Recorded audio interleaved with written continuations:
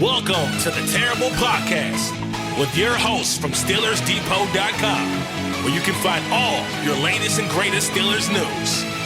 It's Dave Bryan and Alex Kozora, always lit, talking Steelers. And now, here's Dave and Alex.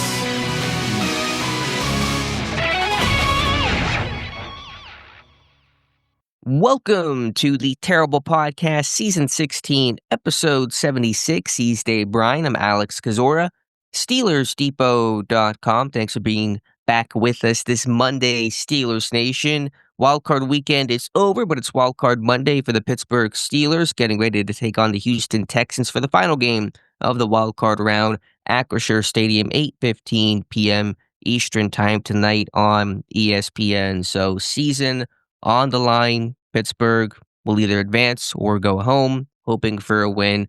Plenty to talk about. Dave, unfortunately, we did not win the Golden Globe Award for Best Podcast. We were snubbed again, despite our best efforts, despite not being nominated. So we're going to work on that for 2027. But Dave, how you doing? All right. That will be our goal, I guess. Probably you can pin that on us not winning it on me, I would think. So I'll take the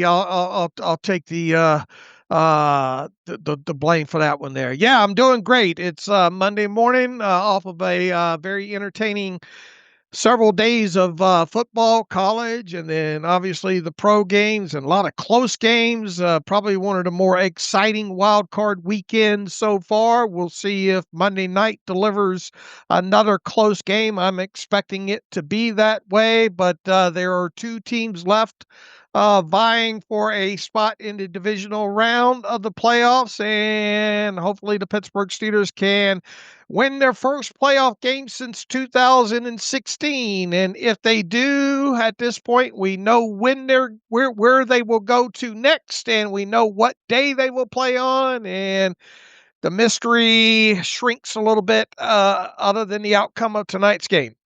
Well, let's just mention that, although all focus and attention for Pittsburgh rightfully is on the Houston Texans. No easy game there. Nothing is this time of year, but if Pittsburgh wins, they will travel to New England, to Foxborough for a Week 2 rematch that will take place on Sunday. We don't yet know the time. It would be either 3 p.m. or 6:30. My suspicion will be the latter of the two, the 6:30 game there. Steelers, Patriots in a more primetime type of matchup. So that'll be the game if Pittsburgh gets to the divisional round and importantly gets over the hump of that playoff drought that you cited. Man, the AFC, like we said several weeks ago, it's wide open, right? At this point. And Buffalo will go to Denver to play the Broncos in one of the AFC divisional round games. And obviously New England will now host the winner of the Steelers Texans game. So 4 teams will be left after tonight. And it's wide open for sure at this point. And yeah, all eyes will be on Acrisure Stadium tonight. I have a nice little picture up on my timeline of the sun's trying to break through the clouds. How's the weather up there? It's going to be chilly but calm overall. Looks like 31 degrees or so around kickoff. A little bit of wind, not much, no rain at all expected. A lot of snow over the weekend, but it's going to be clear for the game tonight. So just a chilly January day in Pittsburgh. All right, how about get us through our Monday housekeeping section here? Yeah, obviously a little bit different because there is no game to recap. We'll do that we'll do a Tuesday show, obviously, and recap things and go back to our regular Wednesday, Friday, and take it from there. But as always, sponsored by our friends over at Touring Plans. You can follow them on Twitter at touringplans.com if you're planning a trip to Disney. Let them be your co-pilot. They're always putting out great information. You guys know about the things we've talked about in the past of how to save money on tickets and restaurant reviews and line wait times, all that kind of stuff. But just looking at their Twitter, have an article on their website from yesterday about Disney ticket discounts now on My Disney Experience. And so you guys can check that out for further information, but always been a real big time sponsor and friend of the show dating back to training camp. And now they're with us through the postseason with hopefully more postseason games to play. But it's a great one-stop shop for all information for any of the Disney excursions, Disneyland, Disney World, Disney Cruise Lines, and Len Testa, who runs Touring Plans, is a big-time Steelers fan, and so he'll be glued and cheering hard like you guys during tonight's game. So again, check out the site touringplans.com and tell them Steelers Depot sent you. All right, Dave, let's talk about the health of this team. It's a healthy Pittsburgh Steelers squad overall. They even got one defensive lineman back to practice this week in Isaiah Loudermilk. Now, he's not going to play tonight, but he practiced for the first time since injuring his ankle in week 2. And I think I said earlier that it was week 2. Steelers Patriots, that was week 3. Week 2 was Seattle, where Loudermilk was injured and has been out since. So he practiced in limited fashion this week, so that he has not been activated to the 53-man roster, but just a little bit of reinforcements there throughout the work week. Other than that, Pittsburgh has a clean slate overall. There was no absences tonight. Jonnu Smith was limited with a glute injury during the week, but he finished full. Jalen Warren had the illness early week. He finished full. Isaac Seumalo just got some rest, but he's going to play. So this team, in terms of the 53-man roster, I know Darnell Washington, Deshaun Elliott on IR, those are losses. But in terms of the guys on the 53 currently, it's a really healthy group. Yeah, obviously you'd like to have Darnell Washington as a part of this, but being put on IR, not going to obviously see him. We wondered whether or not there would be a 21-day window opened up or two on some of these players. It ended up being Loudermilk.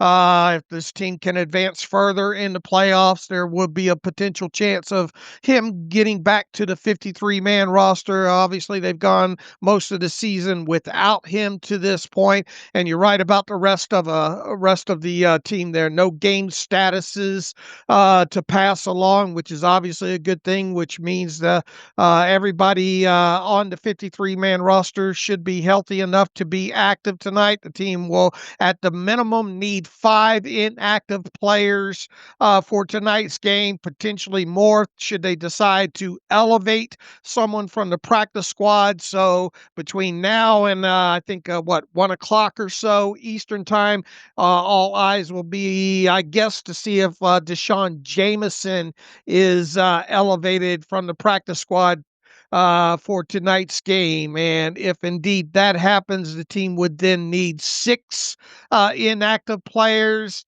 With DK Metcalf coming back off of IR, it does make you wonder. I think it's going to be pretty much a repeat of last week's inactive list with at least the main 5. And if they need a 6, is that player either Logan Lee or Scotty Miller, perhaps, with DK Metcalf coming back from suspension this week? So I think that's really only our only mystery at this point is will Deshaun Jameson be elevated from the practice squad? And if he is, who is that 6th inactive player? Will it be Logan Lee or potentially yet another wide receiver in Scotty Miller? Because I think both of us are expecting Roman Wilson to be inactive again, along with Caleb Johnson and a handful of the others that have been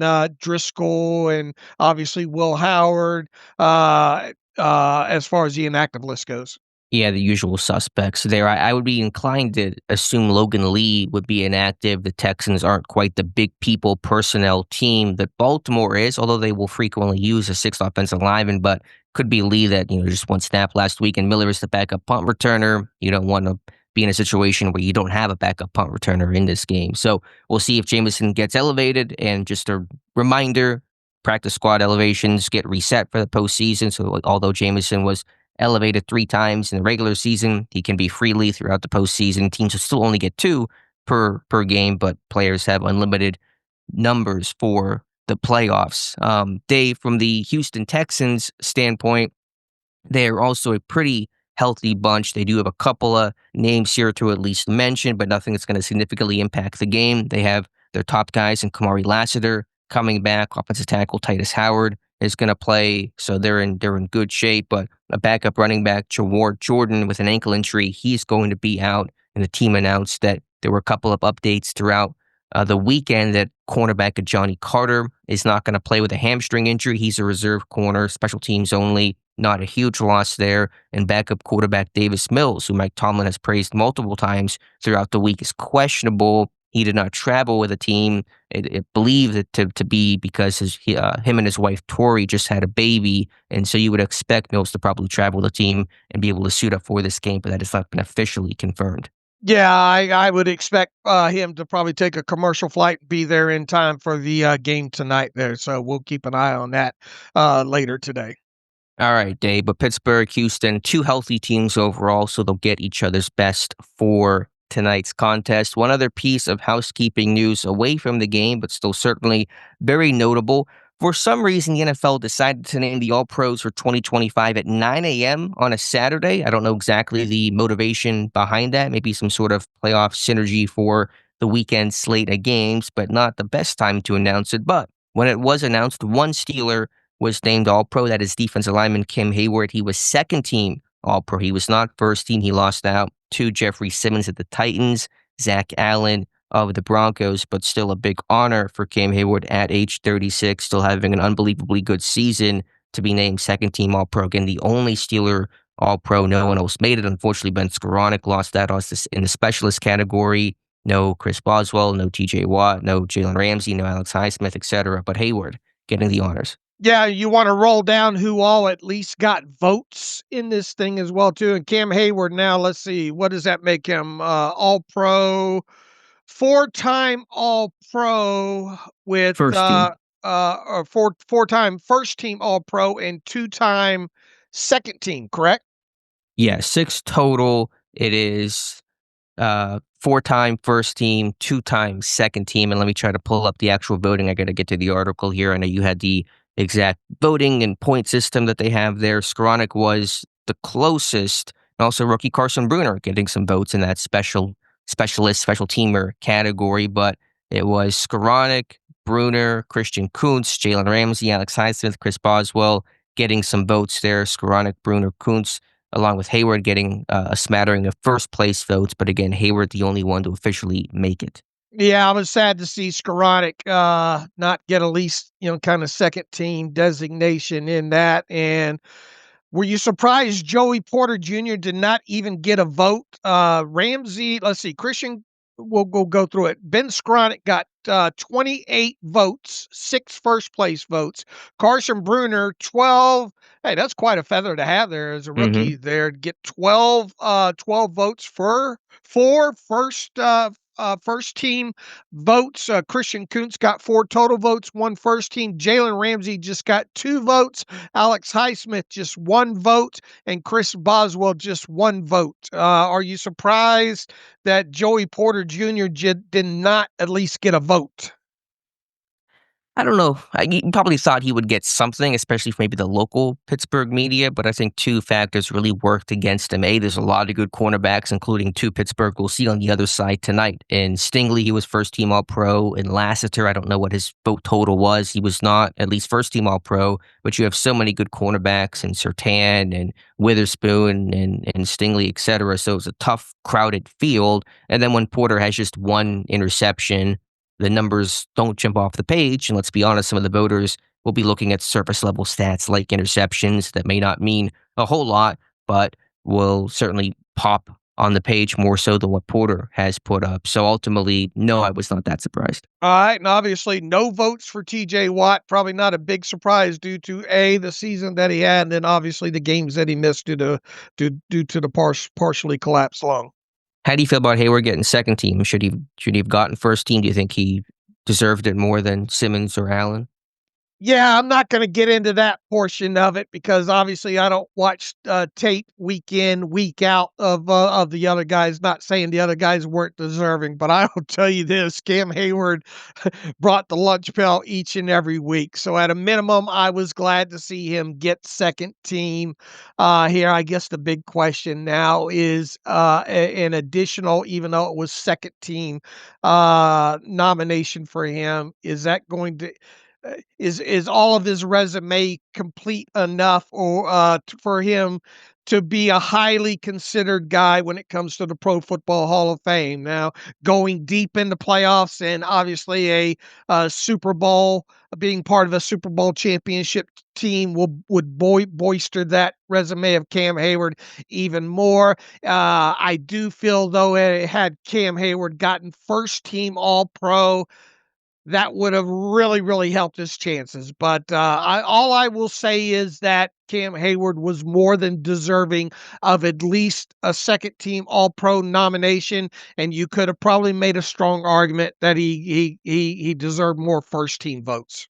He was worthy, but it's a crowded field. I think Allen's been a really underrated player for years, so I was happy to see him get recognition. And Simmons is a stud playing on a really bad Tennessee team. So my expectation for Heyward, I think he even told you this right before the voting came out, was he would get second team, and he did get that second team vote. So still kudos to him to do that at age 36 is obviously impressive. And by the way, if you're wondering who beat out Skoranek for the specialist category, that was the Denver Broncos' Devon Key, who had 28 total tackles on the season. I don't know exactly how many of those came on special teams. I'm sure the majority of them, but that is who Skoranek lost out to. So Pro Bowl for Skoranek, but no All-Pro. All right, let me check real quick on the Denver Broncos, see how many special teams tackles Devon Key had. He had 26 total tackles, and we said Skoranek had 20, I believe.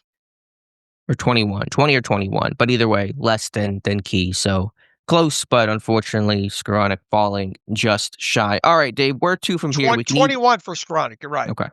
We can either do a quick summation and analysis of wildcard weekend in terms of the Saturday-Sunday games, or jump right into our Texans-Steelers preview. Unfortunately, no beat writer today. Would have loved to have one to preview this game, but those guys are so busy getting into town, getting ready for the postseason. We just were not able to coordinate and get somebody on the line with us. So where do you want to go? You want to focus around the league or focus on tonight's game? Yeah, well, let's take a quick look around the league here real quick. The Rams, very entertaining game against the Panthers. That one, obviously, a closer game than I think you and I even thought it would be. The Panthers did a lot to try to hang in that one, and obviously ended up being on the short end of the stick there. The Packers-Bears game, entertaining as well, too. Caleb Williams getting it done there at the end.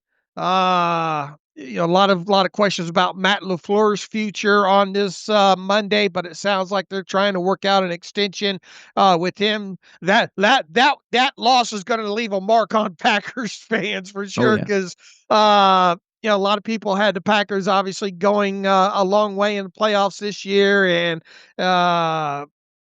to lose to your rival, division rival like that, kind of feels like a changing of the guard of sits there. But going to be interesting to see if LaFleur ends up getting that extension there. The 49ers, boy, what a guts. You want to talk about probably the most gutsiest win of the weekend there. The 49ers being able to do what they did, and they lost George Kittle in the first half to an Achilles injury, season-ending Achilles injury, and for them just to gut that one out and end up knocking off the Eagles. That means obviously we're not going to have a repeat Super Bowl champion this year. The Bills, Josh Allen put on his Superman cape against the Jaguars and ended up getting that done with the late drive there. And look, we said probably a lot of which quarterback faced the most pressure, at least going into this weekend. It did to me feel like it was Josh Allen, and he did not disappoint. He delivered late in that game, and then the nightcap Sunday night, Patriots and Chargers. I think we saw the impact of the Chargers losing those tackles on the offensive line, playing a big role, and just a culmination of all those hits that Herbert had taken throughout the season. The Chargers just could not get anything done with any consistency whatsoever on offense. The times that they had chances to make make big plays. They couldn't. Drake May ended up getting the final shot on a late touchdown to kind of put that one away there, and the Patriots just did a good job of getting pressure overall on the Chargers, and that ended up being really the difference in the game. The Patriots even turned the football over a couple times in that game, and the Chargers just couldn't get anything done with it. So, the Chargers, I thought their defense overall played well, except for some big plays in this game. But this Patriots team looks balanced. Vrabel's got this team playing very well as the number 2 seed, and they're going to be a tough out, whoever plays them up in New England in the divisional round, whether it be the Texans or the Steelers. So, that's a quick and dirty recap. But I will say the gutsiest win overall. 49ers have just been devastated by injuries. They've done it all year. Yeah, throughout the season, and for them to gut one out the way they did on the road in Philadelphia, losing George Kittle, it just really says a lot about that team. Now, they're obviously going to be underdogs and should be to Seattle moving forward in this, but I think it's just a testament that, teams being able to overcome injuries the way that they have in San Francisco there. That was the gutsiest win. And I mean, what can you say about the Bears continuing to get it done? On the NFC side there, the Rams that should be a really good game between, I think, the Rams and the Bears. And then on the other side will be the 49ers and the Seahawks, and Bills Broncos should be entertaining in Denver. And then we wait to see who takes on the Patriots. You're right. The Niners win was the gutsiest, but they were all gutsy wins. They're all close games. The Bears, a crazy comeback against a divisional, rival, their arch rival. And then just really 2 main takeaways from the weekend that I have, Dave. A, if these games are any indication, it's going to be a real close one between Pittsburgh and Houston. So many games coming down to the wire, decided in the final minutes. I don't know if our collective hearts can take it, but we're going to have to find a way, because these things have all been, besides Patriots and Chargers, which wasn't quite as close. The Patriots defense really pouring it on. The Chargers offensive line has been a mess, losing both their tackles. You kind of, you really felt that, especially in this game. Herbert could only do so much. And apparently post-game, Chargers players were going up to former Steeler Bob Spillane saying, we had no idea what coverage you guys were running. You guys were totally steps ahead of us, which is a real indictment on OC Greg Roman. The other factor, and I always probably have this takeaway this time of year, because these things get magnified in postseason play as the road gets narrow, as Mike Tomlin likes to say. Special teams, man. You look at the Packers game, the big missed kicks by McManus, a field goal, an extra point. The Bills still won, but fumbled away at kickoff. The Eagles kicker misses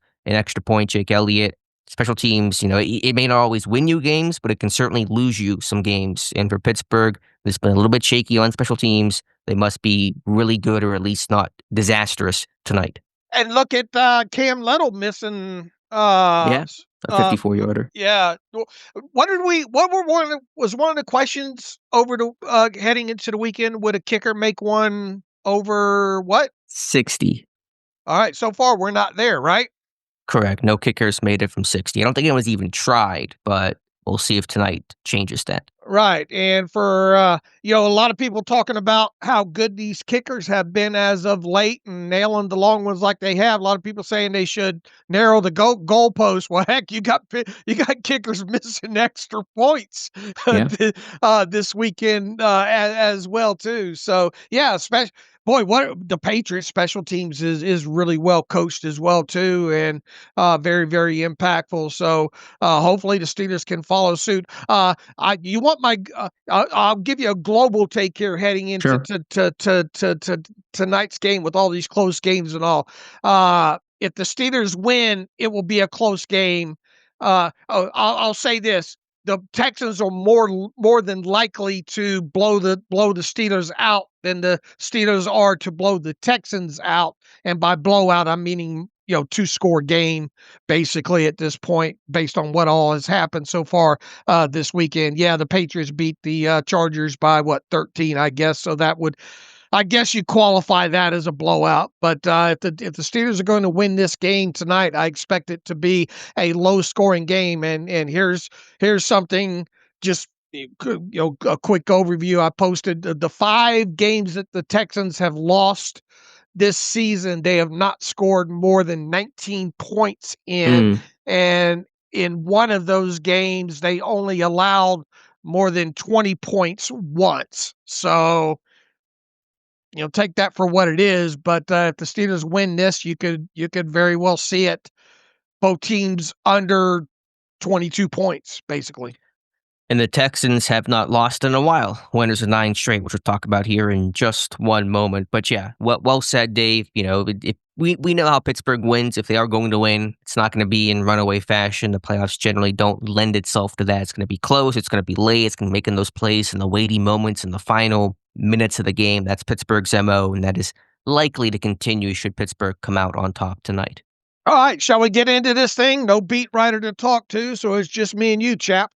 Yeah, let's do it. Let's start with the Houston Texans, and we'll begin with their offense and just a season overview. 12-5, like I just said, they won their last 9 games of the season. If the Houston Texans win tonight and make it 10 straight, that'll be a franchise record. They're currently tied for an all-time streak of 9 consecutive wins, regular season and postseason. So they're trying to make it double digits, and that will mean a lot in many, many ways. Now, their offense is not the calling card of this team. When you think Texans, you think defense, but there is still certainly plenty of potency for this offense, particularly in the passing game. C.J. Stroud, Nico Collins, the rookie Iowa State kids, and Jaden Higgins and Jalen Noel, Dalton Schultz at tight end. So, Dave, when you look at this Texans offense, when you evaluate it, what sticks out?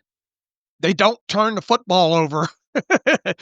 First and foremost, that's one of the biggest things. And obviously their defense takes the football away quite a bit, and they're as far as net takeaways, they're up there obviously in the league leaders right now. I think Stroud has 8 interceptions, I think, on the season so far. So they do a great job of protecting the football. When you look at their adjusted net yards per passing attempt number, they also don't get sacked a lot. I think 31 sacks on the season. And when you combine that, obviously, with not turning the football over, they're right around the middle of the pack. They're right there with the Steelers as far as adjusted net yards per passing attempt number go. I think they ended the regular season 6.2 and the Steelers 6.1. So first and foremost, they protect the football, and that is a goal for the Steelers defense in this game, is find a way to get that football loose and try to find a way to get C.J. Stroud on the ground. So that's the thing I think that sticks out the most to me overall. In the passing game for them, they're not a hugely they're a lot like the Steelers. They're right in the middle of the pack or so when it comes to explosive plays of 20 yards or longer. They're opportunistic when they do get those in bigger chunks.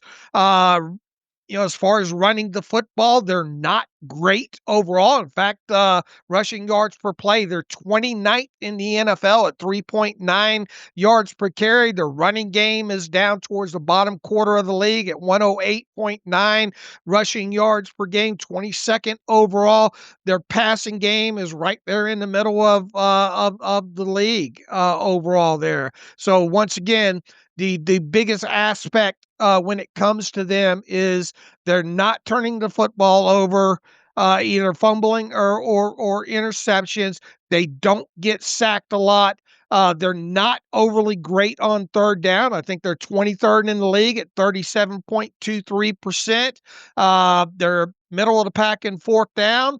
A red zone, they have not been a great team inside the red zone this year. The Steelers have got to make sure that continues. They possess the ball, though, fairly well. They are 4th in the NFL in time of possession at 31 minutes, almost 32 minutes overall there. So This is just an offense that knows what they have, or a coaching staff that knows what they have on a defensive side of football.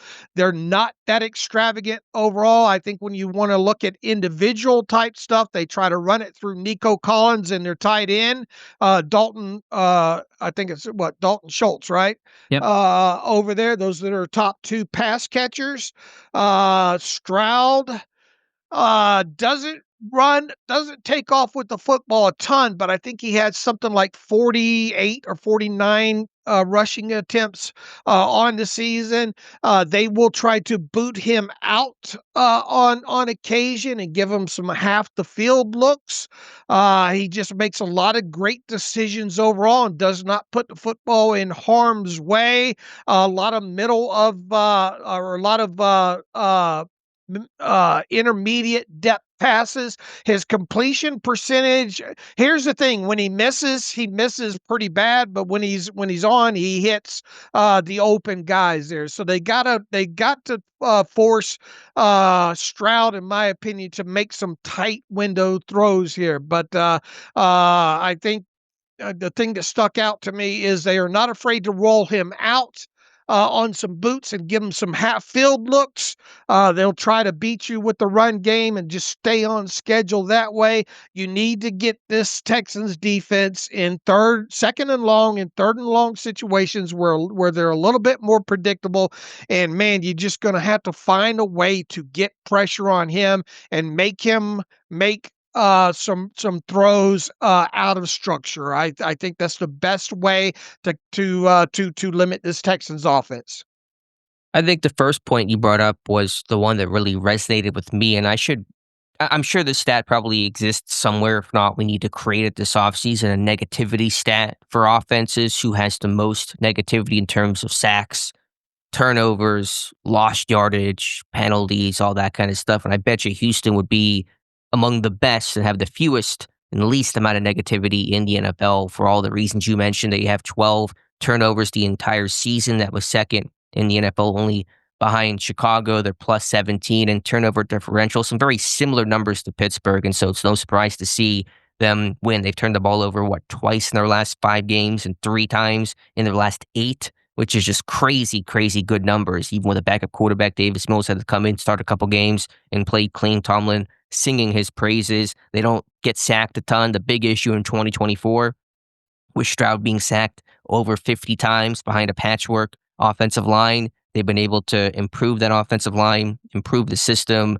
and that sack number has been cut by basically half this season. So that's another element, too, of avoiding that negativity. The ground game is not their calling card. Woody Marks or rookies become their lead guy. There still is Mr. Chubb, Nick Chubb, but he's not playing a whole lot lately. You get some duo runs on first down. One interesting wrinkle, though, with the Texans' run game is they use a 6 offensive lineman more than any other team in the NFL, even more than Pittsburgh. Pittsburgh is second. Houston is number 1. They use offensive tackle Blake Fisher as that 6 offensive lineman, mostly on first down, P and 10 type situations. And so Pittsburgh will have to respond and go heavy in those type of moments. But they are different than Baltimore, where they're used 3 receivers. They're going to spread the field out. And as you said, they want to attack the middle. They want to attack intermediate routes. And I think especially on those third downs, they're going to line 3 by 1, bunch formations, and they're going to run a lot of switch releases where the outside receiver becomes the innermost receiver and vice versa. So how does Pittsburgh distribute those routes? Will they banjo it? Will they be able to play off and just avoid getting picked and rubbed? Can you handle those switch routes on third downs where they want to create leverage and get guys a step open over the middle? I think that's a really critical component of this game. Yeah, and when they're not, as you mentioned, when they're not using that extra offensive lineman there, they're mostly an 11 personnel team overall here. And when you look at their run game specifically and the explosiveness of it, believe it or not, the Steelers have one more run of 10 yards or longer than Houston does. And the Steelers have not been obviously that explosive of a run team. Now it's been better as of later in the season than it was in the first half of the season when it comes to the Steelers running game. And obviously we saw the Steelers knock off a couple of those 40 yard runs, and it has gotten better there. But the Steelers have 44 runs of 10 yards or longer on the season. The Texans have one fewer, and those two teams are in the bottom quarter of the league when it comes to runs of 10 yards or longer. So they're not known for that ground game more than anything. They just use that ground game to hopefully stay on schedule and keep themselves out of the second and third and long type situations. So as far as explosiveness in the passing game, they're not that explosive over the top. However, they're not afraid to take the shots, and they have had some big plays overall in the passing game.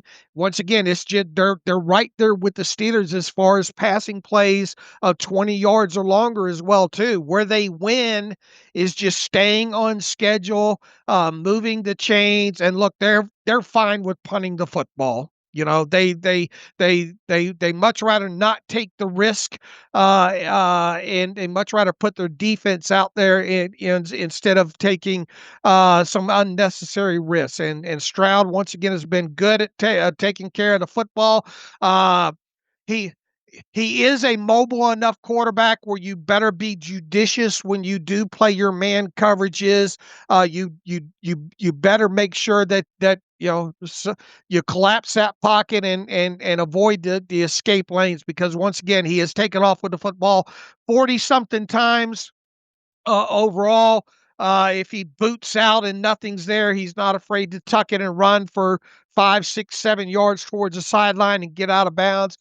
If you get an opportunity to hit him, man, you better hit him. And they don't give up a ton of sacks once again.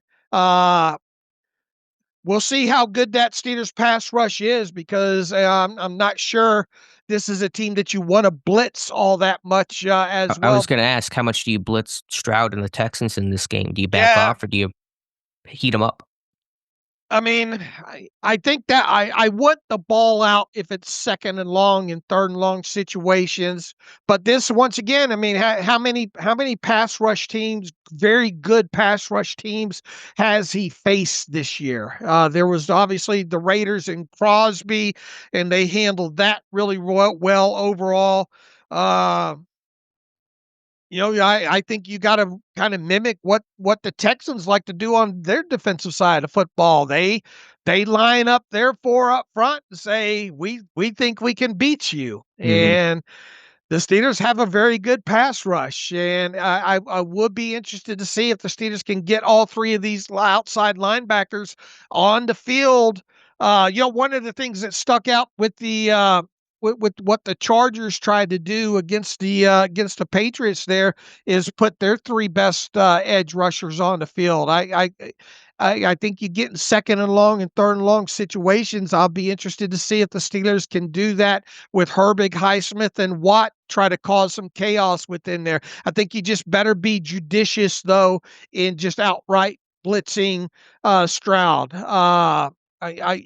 You want him to take you want him to nickel and dime you down the field. You don't want him one big play in this game of 40 or 50 yards for a touchdown could be the big difference in this thing. So I'm not going to try to heat him up a lot in this game unless it is a second and a third and long situation. It should be more of a sub-package game than it was against Baltimore, where you were in base essentially 80% of the time. You're going to see more Nick Herbig in this game. You're going to see more of that 3 outside linebacker package, assuming you can get into some of those obvious pass moments, third and long type stuff. You're going to see more Peyton Wilson in this game. He played just 11 snaps against Baltimore because Malik Harrison was in for the run-heavy personnel. And so you're going to see some different types of people in this game compared to last week, different body types, different coverages, different type of matchup.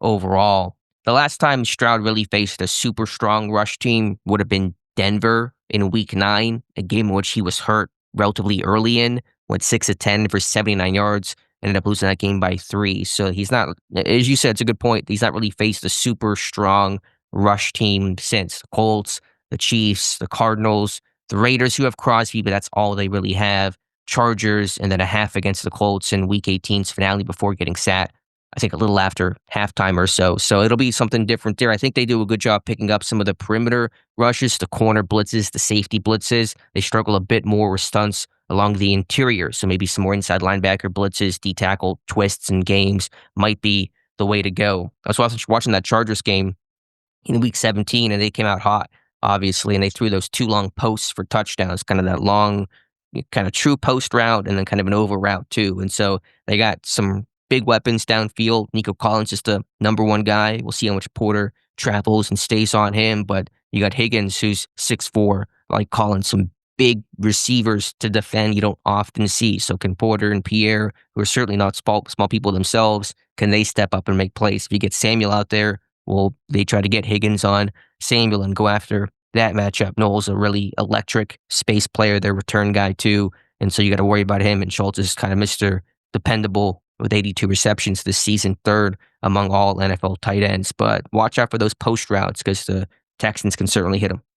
You know, when you look at this win streak that they've had, what do we say it is? What, 9? 9 straight games now? I mean, what defenses have they really played that have been imposing during that time? The Chargers really, the Chiefs obviously have Chris Jones and all, but even they haven't been really the same kind of defense. But even so, they were able to hold the Texans down to 20 points. It was the Chiefs offense that failed to do anything in that game. But when you look over this winning streak, Jaguars, Titans, they beat Buffalo, Colts, Chiefs, Cardinals, Raiders, Chargers, and Colts. So it ain't, it's not like they've been playing really kind of murderer's row as far as defenses go. And then you made a good point going back to the Denver game, which was their last loss there. We all know how potent that pass rush was, and that was the last.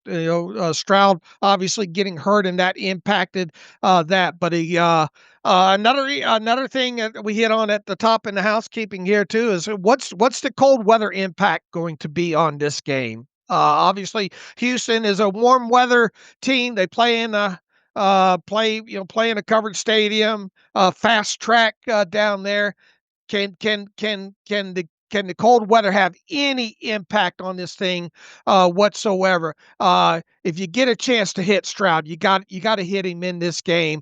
The fact of the running game goes to, man, it would be very depressing if the Texans come out with the idea of being able to establish the run and being able to do so, and then I don't think they're a huge play action team overall, and they're not a huge RPO team overall on offense as well too. And you want to make sure that they don't have any semblance of a run game that they can lean any play action on whatsoever here. Basically, once again, they're a team that wants to come out, stay ahead of the chains, get in 2nd and 3rd and long, questionable type situations, and that's usually when they can try to pop you for a passing play. The better that you do keeping this offense behind the sticks, 2nd and long, 3rd and long situations, because once again, they have not been a great 3rd down team overall, and you just got to make sure that's the case. Explosive plays will be a premium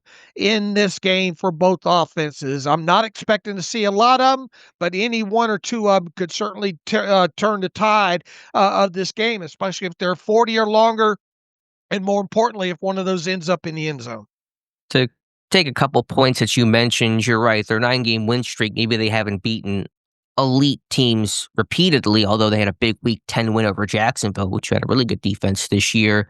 Maybe that's the best rush they've seen. Maybe I should have mentioned that too in conjunction with the Broncos game that Stroud partially missed. Of course, I don't think Stroud played in that Week 10 game, but still, nine wins is 9 wins, and that's hard to do in the NFL. It's a really impressive feat, and so they're certainly rolling. They've done a great job in divisional rematches. They lose to Jacksonville early in the season. They win a shootout in the rematch. They play a tight game against the Colts in Week 13 with some of their backups in. They score 38 in the rematch, and so they've done a good job against their known opponents. The cold weather factor, every little bit helps. you have that home field advantage, and so it's certainly not going to hurt Pittsburgh, but I don't think it's going to mean a whole lot. Stroud played at Ohio State. Nico Collins played at Michigan. This team, these guys have been used to playing against some cold weather. They played in real cold KC earlier this year. They won that game. I know the Chiefs are, not who they typically are, but still they played in Arrowhead and they won that game. Tough environment, cold weather. So, maybe with the kicker Fairburn, because he's been a warm weather guy throughout his whole life. I think he was born in Hawaii, I believe went to California school, maybe UCLA, and then, of course, has been in Houston his whole career. So maybe that'll be an impact there potentially. But I think overall, I'm not expecting the cold to be the reason why Pittsburgh wins this game. I think if you go back and look, I think there's been like 3 games of under 39 degrees that Stroud has played in. His completion percentage hasn't been all that great. So, but I do think the Texans won 2 of those games, and I think one of them was against the Chiefs, right? Yeah, the Chiefs earlier this year. Yeah, there's a stat that he's like 0-3 under 35 degrees. That's not true. It's an incorrect stat. They beat the Chiefs earlier this year, and Stroud wasn't great. 15-31, 203, 1 touchdown, 3 sacks, but no picks. And Nico Collins had some big plays. So yeah, again, I don't think the cold's going to be a deciding factor in this one. It's not like whenever Miami came to Arrowhead a couple of years ago for that wild card game when it was like -4 degrees, and they just were not ready, not equipped for it. Texans, I think, will be ready for it. TJ Watt obviously going to get the most attention, you would think, in this. And hey, if they do run a lot of 11 personnel, that means tight end or a running back seeing time on him. Hopefully, at least if they do that, TJ Watt can hold those guys up or cause enough impact where those guys aren't able to chip and then get out and be a part of the passing game, even though they don't use their running backs a ton. I don't think in the passing game overall. The other thing is how much, we talked about this already. You cannot let Nico Collins be the one that beats you in this game. You have to either make the tight end Schultz or someone else, one of the eligibles, beat you in the passing game overall here. You can't, do it. And within that, how much will we see Joey Porter Jr. perhaps travel with Nico? I think the question that I think about is how much will you double and kind of bracket Collins? Because do you want to leave the other guys one-on-one? Because it's still got other playmakers. Those guys can make plays. The Chargers game, I don't think Nico Collins had a particularly huge game, but the other guys stepped up. I mean, the first 2 touchdowns were from the rookies, 75 yards to Higgins and 43 yards to Knoll is how the Texans got that party started. Collins finished the game, 3 catches for 57 yards. So he was not the driver of that. They still won that contest. But just to kind of reset, what it comes down to is the trenches. The Texans' offensive line is better than last year, but it's not a great offensive line. The run game is okay, but it's far from a great offensive line. So can Pittsburgh's bigs, like they did against Baltimore, win up front? Heyward, Benton, Harmon, beat blocks, get those run stuffs, and really make Houston one-dimensional. I think there's a great opportunity for the Texans to not have a run game in this one. I will be disappointed, like you, if Houston is able to find consistent traction with that ground game. And although they can pass the ball, Stroud's a good quarterback. There are good receivers, like I just discussed. If you're a one-dimensional team on the road in the postseason, that is a hard way to win games. And that has got to be Pittsburgh's plan, make these guys one-dimensional. They're mostly, when it comes to their run game, a zone running team. I think 28% gap runs ranks them down in the bottom corner of portion of the league in that category. Their screen percentage ranks below, I think 31st overall in usage rank when it comes to their screen game. So they're not a big screen game team. They lean heavily on their zone runs. And once again, I think a big component is when Stroud on the situations where he's rolling out, can you defend the half field against him? Yeah, he can move a little bit, but getting off his spot, though, is probably still ideally what you're looking for, not letting him become that rhythm passer because he still does his best work from the pocket. How many negative plays, this runs back to what you said, how many negative plays can this Steelers defense create? And can they get the ball away and give Aaron Rodgers and that offense a short field a couple of times in this game? And look, we saw, even though New England turned the ball over a couple of times against the Chargers, they were able to to gut up, and I don't think the Chargers didn't cash in on any of those. So if you in the instance that you do get the ball away from Stroud or one of those running backs or cause a fumble or whatnot, you got to take advantage of it. So I think we're going to really be looking at this after the game of how much negativity, sacks, forced fumbles, interceptions along those lines. And once again, they've done a great job on offense of protecting that football and staying away from negativity. Forcing Stroud and that offense to play from behind of a score could be huge in this one as well too. Yeah, And I was looking at it. Sorry to cut you off, but they've not played from behind a right. lot lately. Now, some of that is obvious and intuitive when you've won 9 straight games, but even in those games, they've not been behind very often. And so can you get them behind to kind of get these guys being a little bit tighter for a position they just haven't been in quite some time? Yeah, can you put them in crunch situations, especially later in the game where they need to drive the field for a touchdown instead of a field goal? You got to try to. Boy, it'd be a hell of a damn night for us to celebrate the Steelers scoring more than 7 points in the Mhm. first quarter. But at the very least, man, it'd be nice for this Steelers team to have a lead at halftime and potentially have the ball first in the second half type situation. We have to see how this Texans offense reacts to having to play from behind, because once again, they haven't had to do that a lot, especially in the second half of this season. Yeah, they've been throwing punches. They haven't taken a lot of punches. And so I want to see what happens if they get punched in the mouth early in this one, where they got to kind of regroup and make sure that they can keep their composure. But the story to me is turnover differential. They're very two like-minded teams. Both defenses top 5 in takeaways, both offenses top 5 in terms of the fewest giveaways this season. And so who's, rubber meets the road, good on good, who's going to come out on top is going to be the key. And then the last point that you mentioned, they are not a good situational team. And that surprises me. They're 23rd on third down, 30th in the red zone. Those are areas Pittsburgh must continue to make Houston struggle in. Yeah, if they're converting third downs at a steady over 40% clip, that's reason to be concerned in this game. And once again, you're not expecting them to be able to have success in the run. If they're able to lean on their run in a cold weather close game for an offense that already doesn't turn the football over, and is done well as far as time of possession goes, that's obviously going to limit the amount of times that the Steelers get the ball on offense and all. So, yeah, the Steelers defense needs to play a huge part in this game, and if they can get a turnover or two and sack Stroud, 3 or more times, that's going to lend itself to a Steelers victory. All right, Dave, flipping over to the Texans defense, and it is an elite unit to finish top in basically every conceivable category. Number 2 in the NFL in points per game. They were number 1 for most of the season until resting their starters in the second after that Colts game, and they finished just behind Seattle, number 1 in yards per game. In fact, they've allowed the second fewest yards of any team in a season since 2022. Only the Browns, of all teams, in 2023 had a better number. They take the ball away at a high level. They got 2 stud pass rushers, 1 first-team All-Pro in Will Anderson, 1 second-team All-Pro in Daniil Hunter. They got a first-team All-Pro corner in Derek Stingley, Lassiter, Bullock, Petrie. Man, it is a great, great group. Where do you start with this unit, Dave?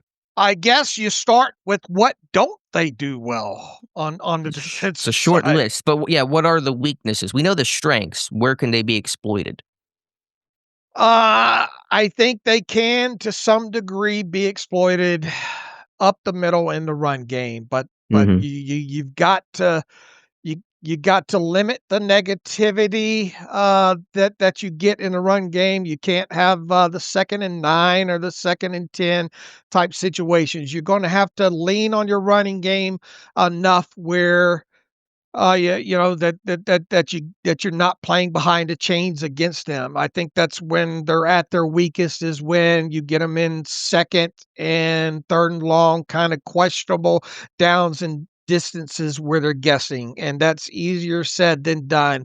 You're gonna have to try to pound this ball up the middle. It feels like tonight, early on, and do so enough, maybe because their linebacking crew is absolutely fantastic. They've been fantastic against the run. If you can have any success with that run game early, where you're sucking up those linebackers, and maybe some of your play action can start to take effect, where you get kind of those over routes in the mid level of the field type of situation. This game, to me, with both offenses, is potentially can be won in the 7 to 12 area of the field past the line of scrimmage, which is the team that gives up the most overs or um, uh, man on man type receptions in that 7 to say 12 area of the field. That to me is where this defense might be the most vulnerable,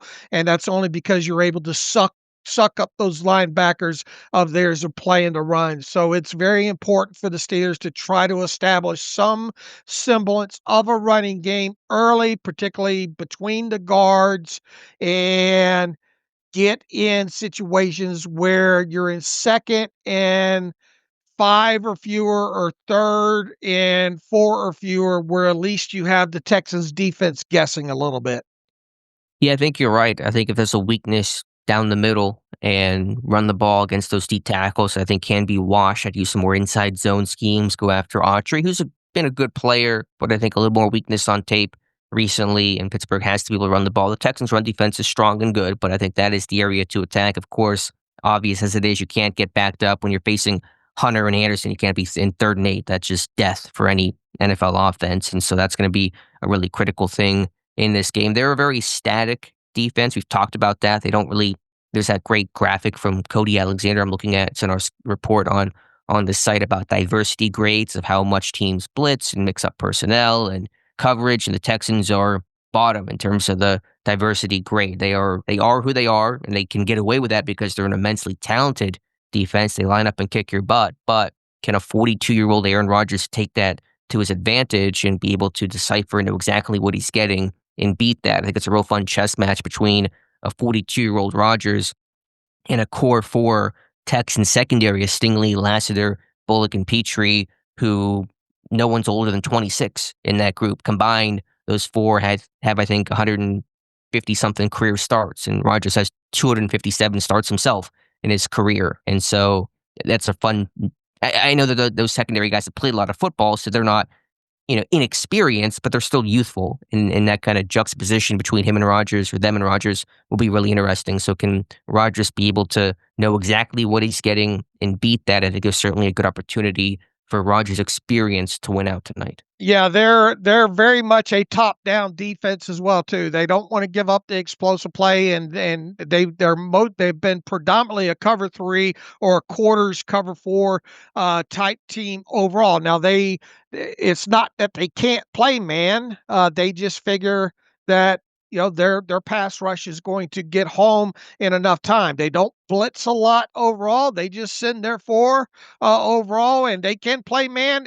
Well, I think the most surprising thing, I think, against in the Raiders game, they came out played a lot of man, I think, to kind of start that game off over there against them. And if they play, I think they had like a cover 2 trap or a quarters trap that ended up in a pick 6 early in that game as well too, with the corner dropping off and getting the underneath and robbing that and taking that back to the house. So they can play any coverage, but they're not a heavy man team overall. They they mostly rely on quarters, cover 4 or cover 3 type situation. They just trust that they'll be able to hold up on the back end and that their front 4 will get home more times than not, or at least create havoc.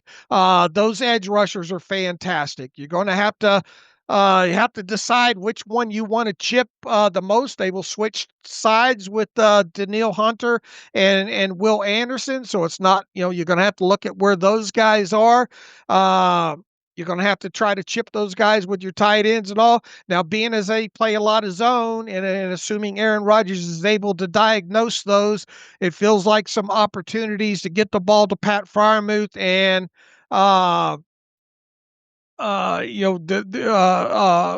who's the other? new wide receiver. Thielen, yeah. Adam Thielen, two of your guys that have seen a lot of zone and excel both. Both of those guys excel against that. Now, here's one thing: you got DK Metcalf back for this game. In the instant, you're going to obviously have to take your shots down the field when you see the man's type situations here. And the other aspect is how quickly can Aaron Rodgers is going to have to get the ball out quicker, more times than not. In this last game against the Ravens, how many times did Aaron Rodgers drop back in this game? 48, 49, something like that. Yeah, just call it 50 with rushes and sacks. You're not going to be able to drop Aaron Rodgers back that many times, that feels like, in this game, and not have negativity that goes along with it. With this being DK Metcalf's first game back, I want him involved in this offense early, even if it means screen, quick slant type situations. I want that Texans defense to have to tackle him early in this game to at least be introduced to his physicality of the game here. So I try to get the ball in DK's hands, whether it be a tunnel screen, smoke screen, an extension of the running game, however you think. But I want the ball in DK Metcalf's hands early. And then once again, if Aaron's able to decipher this thing, which he should be, being how they're such a static defense, how are they able to get the ball specifically in these zone situations out quickly?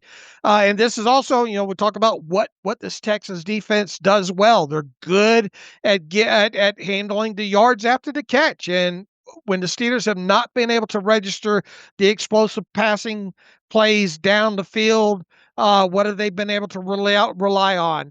The yards after the catch. Now, I don't think the Texas defense has had to be able to defend against running backs in a passing game. So once again, you're going to have to rely on getting the ball in the hands of Gainwell and Warren, and then seeing if you can make some hay with yards after the catch with those two. That could be something that we end up looking at, of how many total touches in the passing game both Gainwell and Warren have had, and have they been able to do something that the Texans have not given up a lot of this year, is the yards after the catch.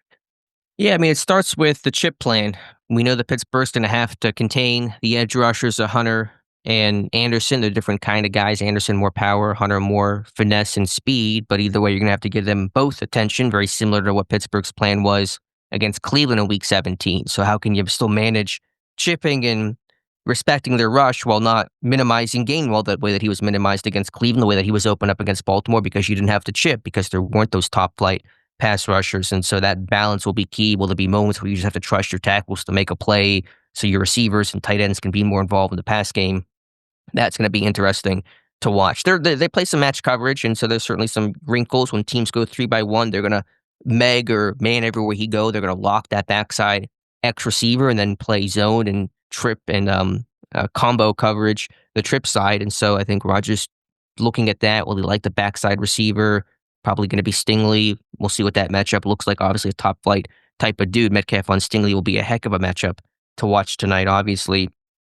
But it's a really opportunistic group. I mean, all four of their starting DBs, again, Lassiter, Stingley, Bullock, and Petrie have 4 interceptions each. I mean, combined, those guys have 54 pass breakups and 12 interceptions. They're the first defense to have 4 different guys with at least 4 interceptions since the 2017 Jaguars, a team that Jalen Ramsey was a part of, a team that beat Pittsburgh in the divisional round that year. And so it's a very opportunistic defense. Rush and coverage go together. And you're right, they barely blitz, been blitzing even less in recent weeks, but they will do creative things with their rush. They're going to isolate Hunter 55 on the right side, so against Dylan Cook in a 4-point stance. And they're going to get him one-on-one. They're going to do some twists and stunts and some 3-by-1 looks with 3 defensive linemen to one side, Hunter to the backside, and try to run some games and twists off of that. So there's some creative things up front that aren't blitzes, but are still going to be things the offensive line has to be able to handle and account for. So that's going to be important for those guys to step up. Cook on Hunter in those third down, obvious pass moments when he's in that 4-point stance, ready to come out of the blocks like a track guy. That's going to be the matchup. We talked at the start, talking about defenses. What are some of the things that they don't do well? Well, not much overall, but in the red zone, they're right in the middle of the league with 56.82% scoring, and goal to go, they're last in the or next to last in the league at 94.12%. So if you get this ball down in the red zone, you better score 7. Because I think points are going to be a premium in this one, and if you can get a takeaway or something, and especially if you get one right outside the red zone or inside the red zone, you better take advantage of it, because that they have had problems defending shorter areas of the field. Albeit they haven't been tested on that a lot this year, so I don't think there's really a huge amount of sample size when it comes along with that. So I think can the Steelers get somebody free on a couple of these over? I think a couple of times that they have been burnt, maybe on some Yankee concepts, right? On some big plays. I think as far as passes of more than 20 yards, air yards down the field, they've only allowed like 16 or 17 completions on those. So if you hit something further than 20 yards down the field, you better make sure you extend that drive and get some points, because that's a premium type situation as well too. They're just such a well coached. They fly to the football. They tackle well. That once again, they don't give you yards after the catch. They rely on that front four of doing most of the dirty work for them. So Aaron Rodgers is going to have a real judicious game overall. And I don't think the Aaron Rodgers is going to have a good night if he's asked to drop back 45 to 50 times a game. There's going to be enough opportunities where the Texans are going to win and produce probably some catastrophic negativity on top of that. The corners in the secondary, really good run support.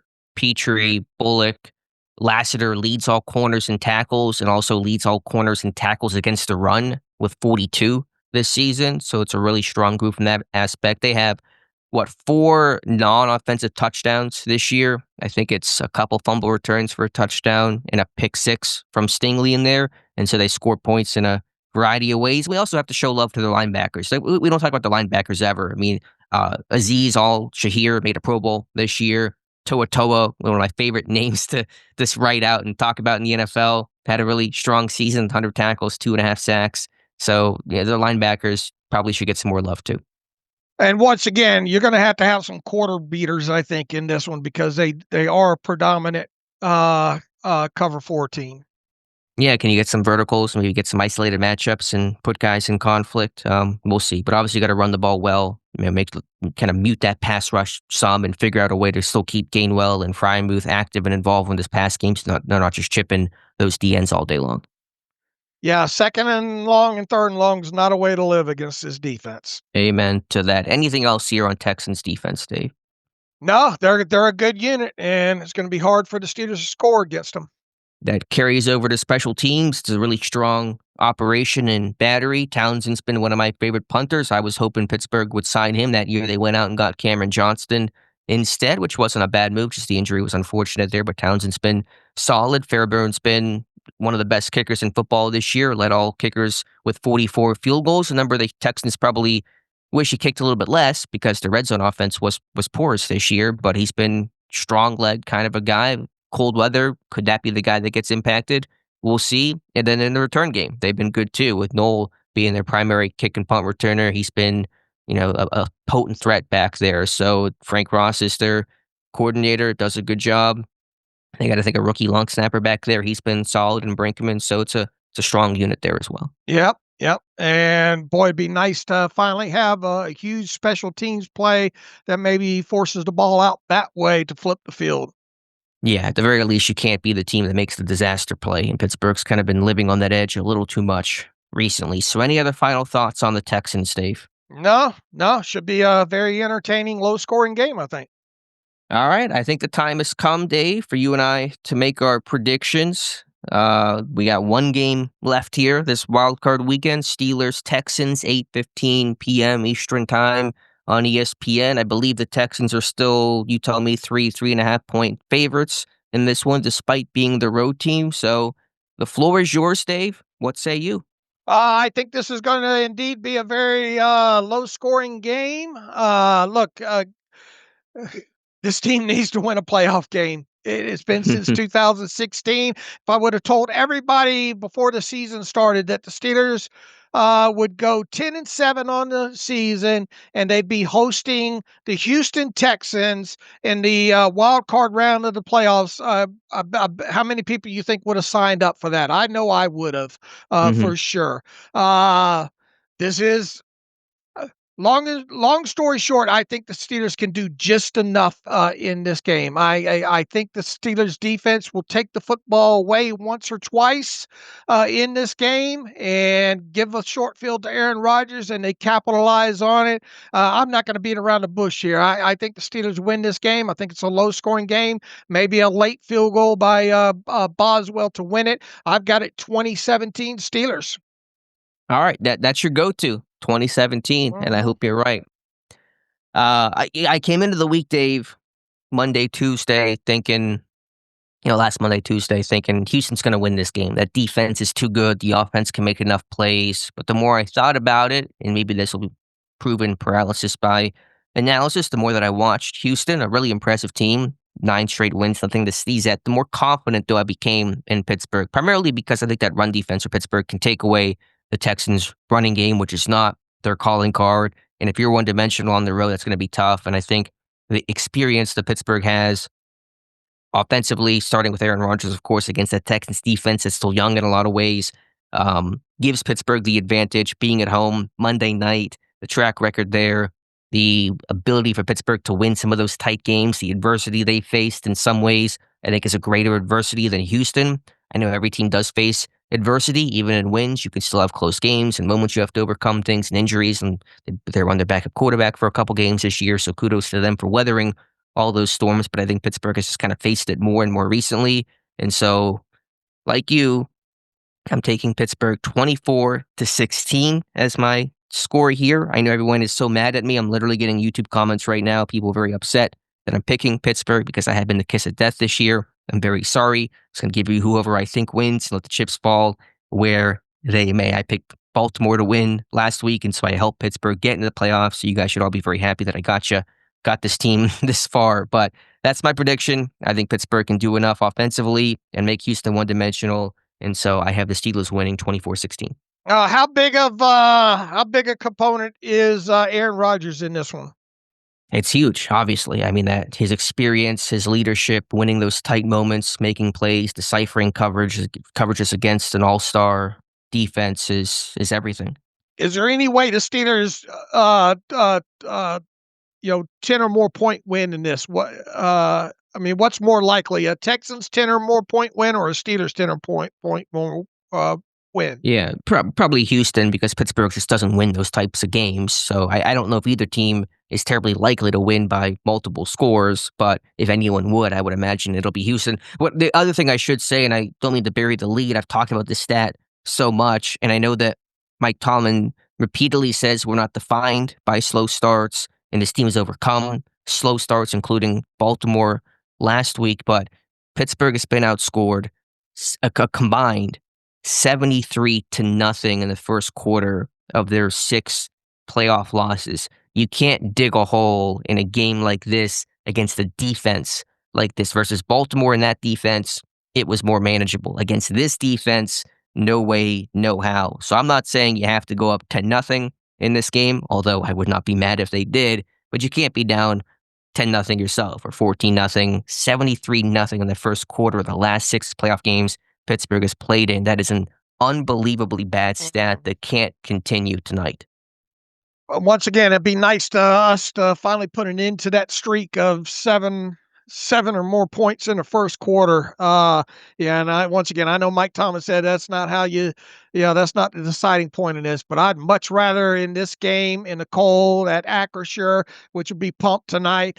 And we talked about, the Texans really haven't been tested in having to play behind. I don't care if it's first quarter or fourth quarter in that. It sure would be nice for this Steelers team to get an early lead in this thing and see how much of a difference that might make.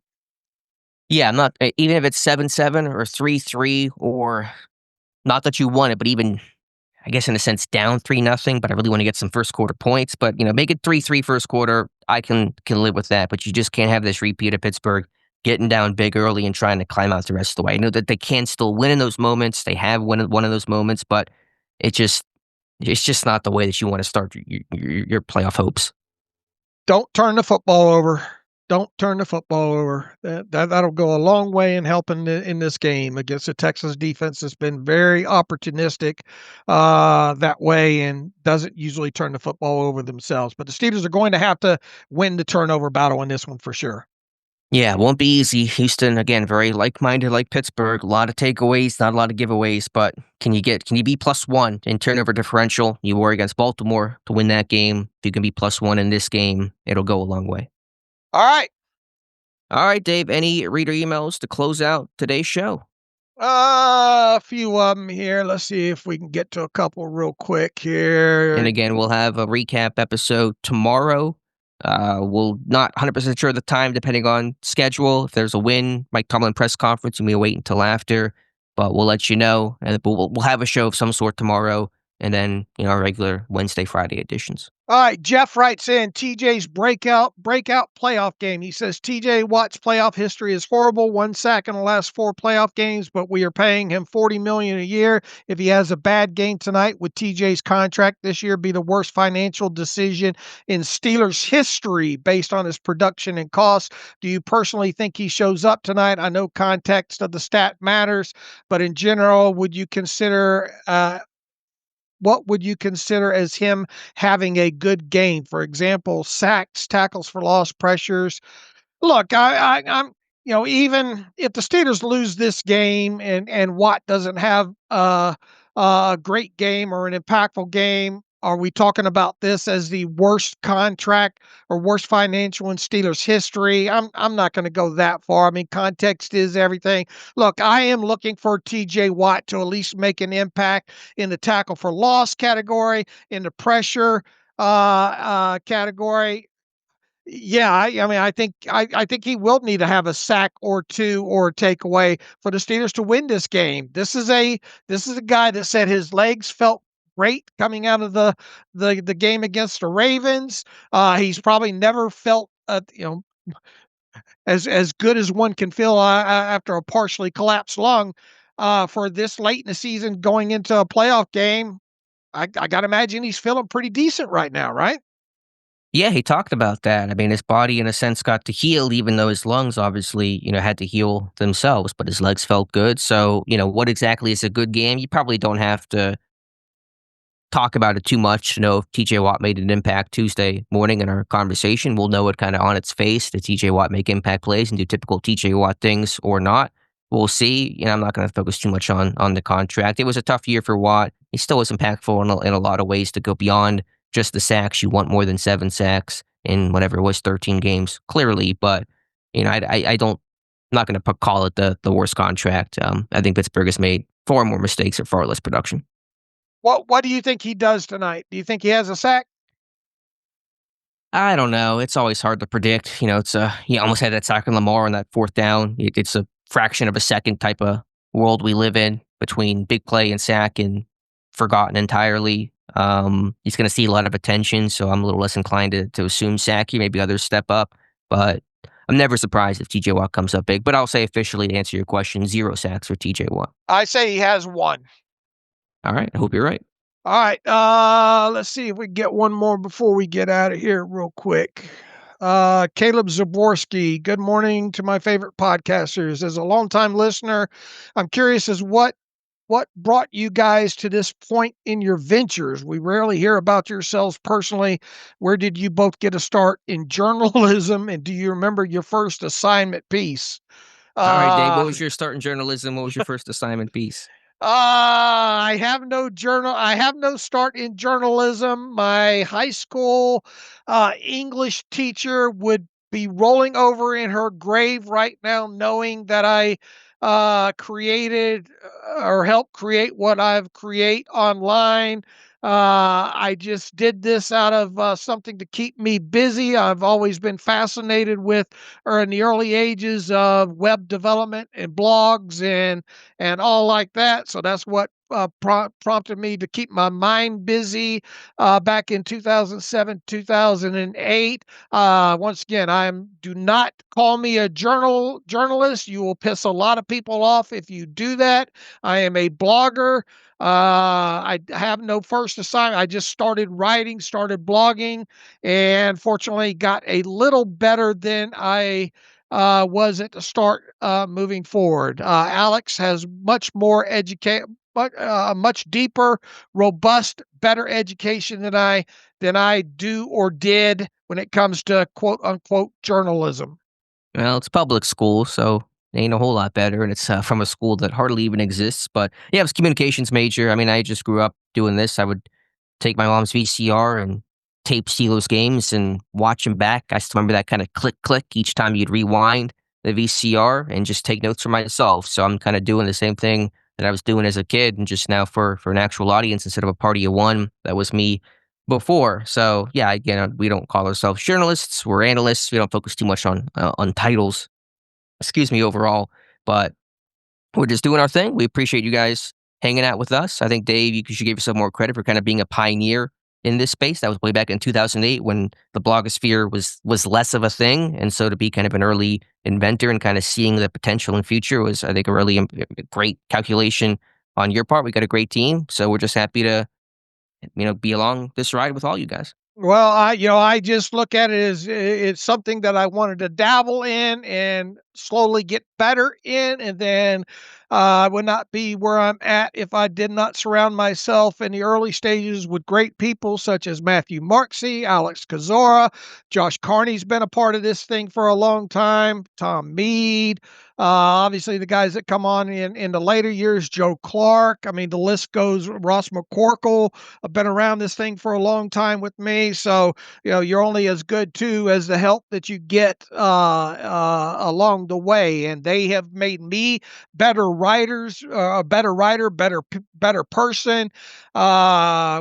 We've grown together throughout this thing, kind of figured this thing out. Just really a lot of work, a lot of hard, diligent work along the way as well too. And that's really been the secret to our success. So appreciate the email there. Larry Griffith writes in, with the Pittsburgh Post-Gazette going offline for good, I sure hope that they would let Alex or a Steelers Depot representative in the press conferences. That would be so much more meaningful. Here's a request. Could you produce a Steelers depth chart showing how many years each player has left on their contract? This could be very helpful when we consider off-season for free agency and the draft. Thanks for consideration for my request and all the great work.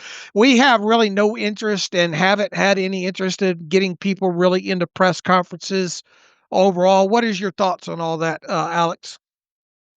Yeah, I mean, we get asked that a lot. I think we kind of like the track that we're on. Again, a little bit more that analyst hat than anything else. And we obviously still dabble in some of the credential media stuff. We're gearing up here behind the scenes for the Senior Bowl, the Shrine Bowl, the NFL Combine, of which we'll have credentials and boots on the ground for. We've done some other training camp credential stuff a little bit in the past, a long time ago. But kind of like our lane. I don't know exactly what that landscape will look like post-Gazette.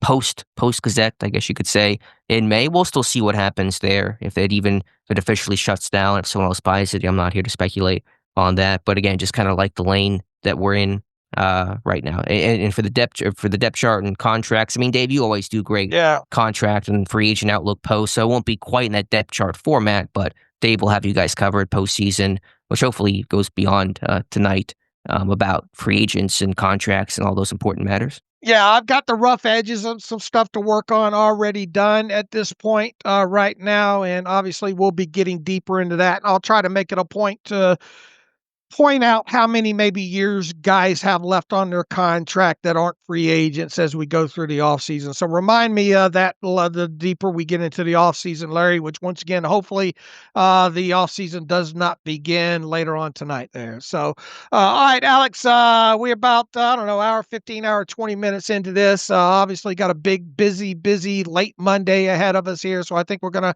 wrap it up there. We'll be back on Tuesday, right, to talk about the outcome of all this. this. So we'll have another podcast on Tuesday morning. I don't know if it'll be first thing Tuesday morning. I guess it depends on what Tomlin's speaking schedule is. I imagine he'll have a Tuesday press conference. Either way, right? I'm not sure if they lose, if he'll have one Tuesday. I don't know exactly how long it takes him to talk. We'll see. But if they win, then yeah, he'll have to have one tomorrow. All right, so the time is yet to be determined on when we'll actually have a podcast, but we'll have a podcast of some sort on Tuesday, I'm sure. So in the meantime, you can follow me on Twitter at Steelers Depot.